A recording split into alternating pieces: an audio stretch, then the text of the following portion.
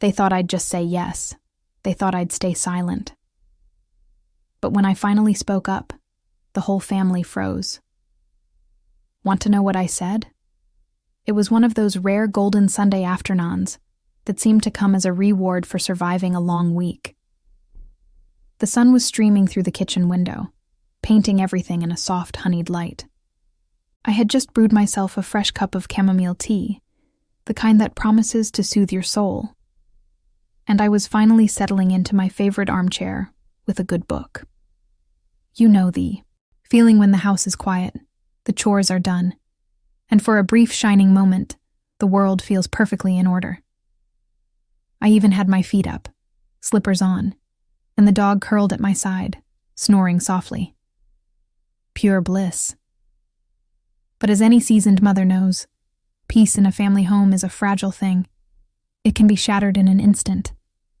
And on that particular Sunday, it was my son who did the shattering.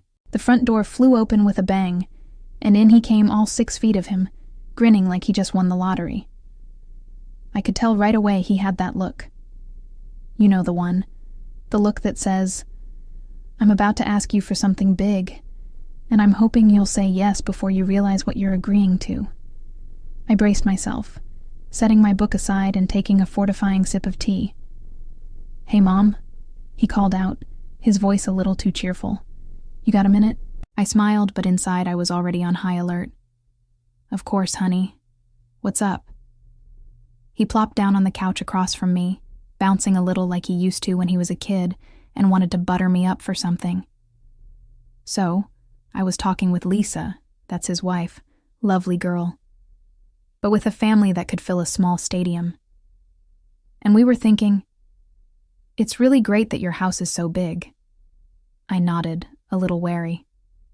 Yes, my house is big. After all, I'd spent years working, saving, and dreaming of a place where the grandkids could visit, where holidays would be full of laughter and love. But I'd also come to cherish the quiet, the space, the freedom to walk around in my robe at noon if I felt like it. I had earned this peace, he continued. So Lisa's parents are having some trouble with their place. And her sister, well, you know, she's got the kids, and it's been tough since the divorce. We thought since you have all this room, maybe they could stay here for a while. Lisa's parents could take the second floor, and her sister and the kids could have the first. We're a family, Mom. It's your duty to take them in without saying anything. I nearly dropped my teacup. Did I just get promoted to hotel manager without so much as an interview? I looked at him, searching his face for any sign that this was a joke. But no, he was dead serious, looking at me with those big, hopeful eyes that used to get him out of trouble when he was 5. Only now he was a grown man, and the trouble he was bringing was a whole lot bigger. I took a deep breath, trying to process what he just said. My mind raced. Lisa's parents, nice enough people, but set in their ways and not exactly the quietest house guests. Her sister, bless her heart, was going through a rough patch, but her kids were a whirlwind of energy and noise. I could already picture my peaceful home transformed into a circus with me as the reluctant ringmaster. "Wait a minute," I said, trying to keep my voice steady. "You want your in-laws, your sister-in-law, and her kids to move in all at once?"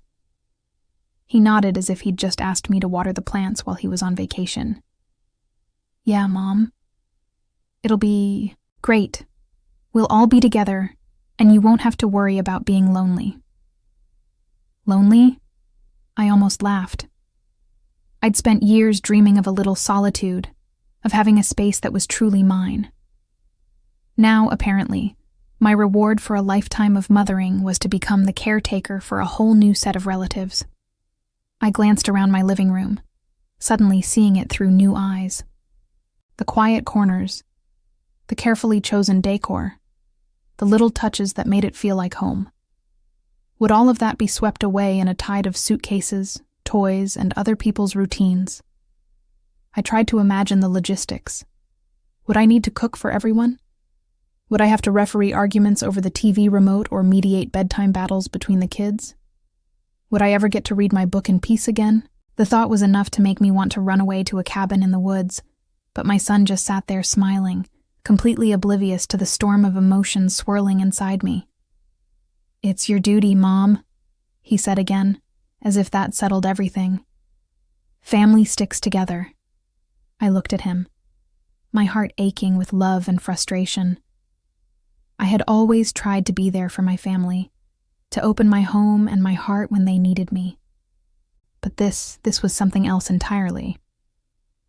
Was it really my duty to give up my hard-earned peace for the sake of everyone else's comfort? Was I being selfish for wanting a little space of my own? Ladies, have your kids ever volunteered your home for something without asking? Have you ever felt like your needs were invisible just because you're mom? Tell me I'm not alone. Because in that moment, I realized I was at a crossroads, and whatever I decided next would change everything. I barely had time to process my son's big announcement before the invasion began. I wish I could say I had a week to prepare, or even a few days to wrap my head around the idea. But no. By Monday afternoon, the driveway was packed with cars I didn't recognize, and the front door was swinging open and shut like we were running a Black Friday sale. My daughter-in-law's family descended on my house with the kind of energy you usually see in a flash mob. Boxes, bags, and plastic bins started piling up in the hallway, and I stood there clutching my mug of coffee like a life preserver, watching my peaceful home transform before my eyes. First came Lisa's parents, Mr. and Mrs. Henderson, who I'd always thought of as pleasant enough at family gatherings. But apparently when they're moving in, they come with enough luggage to out a cruise ship. Mrs. Henderson immediately started measuring the windows in the upstairs guest room, muttering about proper drapes and her color palette. I caught her eyeing my curtains with a look that said, "These will never do." Mr. Henderson, meanwhile, was already rearranging the furniture, insisting that the bed would be much better on the other wall. I wanted to tell him that I'd spent years getting that room just right, but I bit my tongue.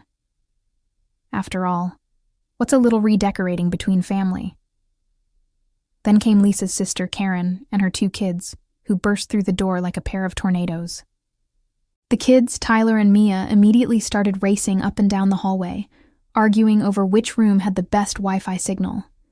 I heard Tyler shout, "I get the room with the big window," while Mia wailed, "But I want that one." Within minutes, they'd managed to scatter toys, shoes, and half-eaten snacks across every surface. Karen, looking frazzled and apologetic, trailed behind them with a laundry basket and a stack of coloring books, promising they'd settle in soon. I tried to smile, but inside I was screaming. The kitchen, my sanctuary, was the next to fall. Mrs. Henderson started unpacking her own set of pots and pans, lining them up on the counter and pushing mine to the back of the cupboard. "I just can't cook without my Dutch oven," she explained, as if I'd been depriving myself all these years. Karen asked if she could use the fridge for her special diet groceries. And, before I knew it, my carefully organized shelves were overflowing with almond milk, gluten-free bread, and enough yogurt to feed a small army. I opened the pantry to find that my favorite snacks had been replaced by boxes of organic cereal and kale chips. I didn't even know what a chia seed was, but apparently I was about to find out. Everywhere I turned, there was someone unpacking, rearranging, or asking where to put something. The living room became a staging area for suitcases and boxes. The dining room table disappeared under a mountain of paperwork and craft supplies, and the laundry room was suddenly a battleground for who got to use the washer next. I half expected someone to ask for room service or a wake-up call. The dog, sensing the chaos, retreated under the bed and refused to come out. And through it all, my son just kept repeating, "It's your duty, Mom. Family sticks together." He said it like a mantra, as if those words alone could magically make everything okay. I wanted to ask him when exactly my house had become the family's emergency shelter, and why no one had thought to ask me how I felt about it. But every time I opened my mouth, someone else needed something. An extra towel, the Wi-Fi password, directions to the nearest grocery store. I felt invisible, like a ghost haunting my own home. I tried to keep my cool, telling myself it was only temporary, that things would settle down once everyone got used to the new arrangement. But as the hours passed and the noise level rose, I started to feel like a stranger in my own life. My quiet sanctuary had turned into Grand Central Station, and I was the only one without a ticket out. That night, after everyone had finally gone to bed, I wandered through the house, taking in the mess and the noise that still seemed to linger in the air. I stood in the kitchen, staring at the unfamiliar pots and pans, and wondered if I'd ever get my home back. I thought about all the years I'd spent making this house a place of comfort and peace, a place where I could finally relax and enjoy the fruits of my labor. Now, it felt like I was living in someone else's dream, not my own duty. I raised my son, not the entire extended family. I love my family truly, but there's a difference between being supportive and being taken for granted. Have you ever felt like your needs didn't matter just because you're mom? Like your home, your time, your very self were just resources for everyone else to use.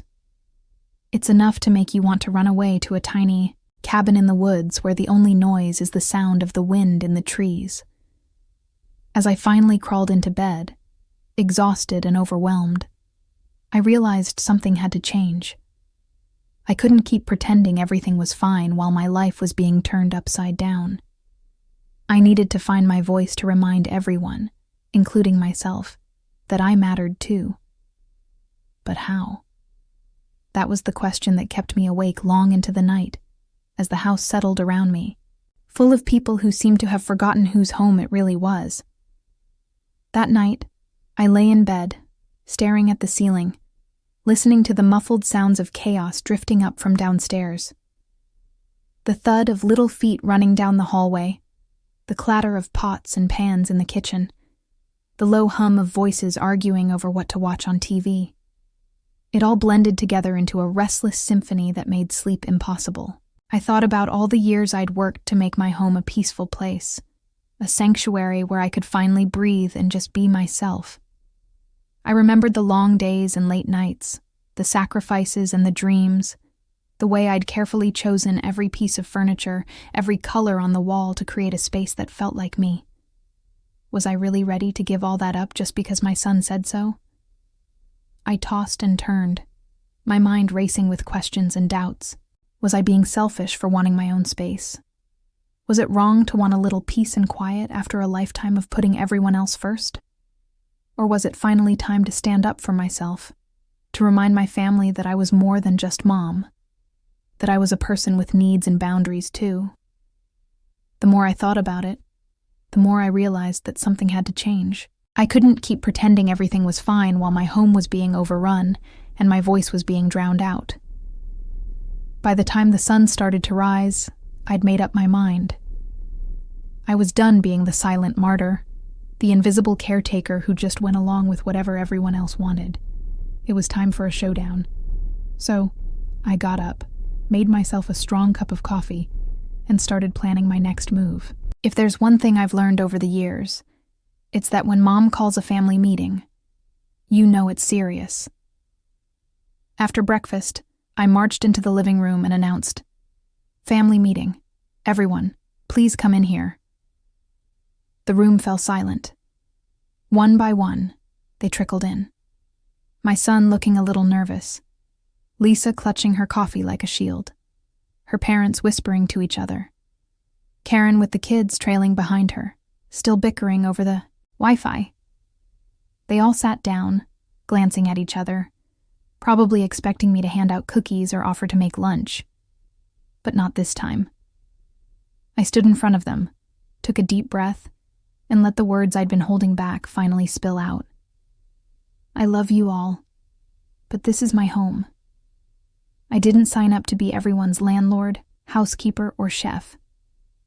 I worked hard for this house, and I deserve to feel comfortable in it. If you want to live here, there are going to be rules and rent. And if you don't like it, there's a lovely hotel down the street. You could have heard a pin drop. My son's face went pale, his mouth opening and closing like a fish out of water. Lisa's parents looked like they'd seen a ghost, their eyes wide with shock. Even the kids stopped fighting over the Wi-Fi and stared at me in stunned silence. For a moment, nobody said a word. The only sound was the ticking of the old clock on the mantel, counting down the seconds until someone finally broke the silence. My son was the first to speak, his voice barely above a whisper. "Mom, are you serious?" I nodded, my heart pounding in my chest. "Dead serious. I love having family around, but I can't do this alone. If you want to stay, everyone needs to pitch in financially and with chores, and there will be quiet hours, and everyone will respect each other's space. This isn't a free-for-all, and it's not a hotel. It's my home." Lisa's mother started to protest, but I held up a hand. "I know you're all going through tough times, and I want to help. But I can't help anyone if I'm running myself ragged and losing my peace of mind. I need you all to understand that." Karen looked embarrassed, glancing down at her hands. The kids shuffled their feet, clearly sensing the gravity of the moment. Even Mr. Henderson, who'd been so eager to rearrange my furniture, seemed to shrink a little in his seat. I pressed on, my voice steady. "Here's how it's going to work. If you want to stay, we'll set up a fair rent for each family. We'll make a chore chart so everyone helps out. And there will be boundaries. No more taking over the kitchen. No more late-night noise, and no more treating this place like a hotel. If that doesn't work for you, I understand. But you'll need to find somewhere else to stay." The silence stretched on, heavy and uncomfortable. I could see the wheels turning in everyone's heads, the realization sinking in that things were about to change. My son looked at me, a mixture of guilt and admiration in his eyes. "I'm sorry, Mom," he said quietly. "I didn't realize how much we were asking of you." I softened a little, reaching out to squeeze his hand. "I know you meant well, but I need you to see me, not just as your mom, but as a person who deserves respect and consideration too." Slowly, the others nodded, murmuring apologies and promises to do better. The kids even offered to help with the dishes, which nearly made me laugh. It wasn't easy, and I knew there would be bumps along the way. But for the first time since the invasion began, I felt a sense of hope. I'd found my voice, and my family had finally heard me. As the meeting ended and everyone drifted off to start their day, I sat down in my favorite chair, feeling lighter than I had in weeks. My home was still full, but for the first time, it felt like mine again. And I knew no matter what happened next, I'd never let myself be invisible again. The morning after the family meeting, the house felt different. It was as if the air itself had shifted, lighter somehow and full of possibility. I woke up to the sound of birds outside my window, instead of the usual stampede of little feet or the clatter of pots and pans. For the first time in weeks, I took a deep breath and actually felt at home in my own house. I padded downstairs, half expecting to find the kitchen overrun, but instead I found my son sitting at the table, a mug of coffee in his hands, and a thoughtful look on his face. He looked up as I entered, and for a moment, we just stood there, mother and son, both a little, unsure of what to say. Finally, he broke the silence. "Mom, I'm sorry," he said, his voice soft but sincere. "I really didn't realize how much we were asking of you. I just thought, well, I guess I thought you'd always be okay with whatever we needed. I never stopped to think about what you needed." Hearing those words, I felt a wave of relief and gratitude wash over me. It's funny, isn't it? We spend so many years putting our families first, making sure everyone else is comfortable and cared for, that sometimes they forget we have limits too.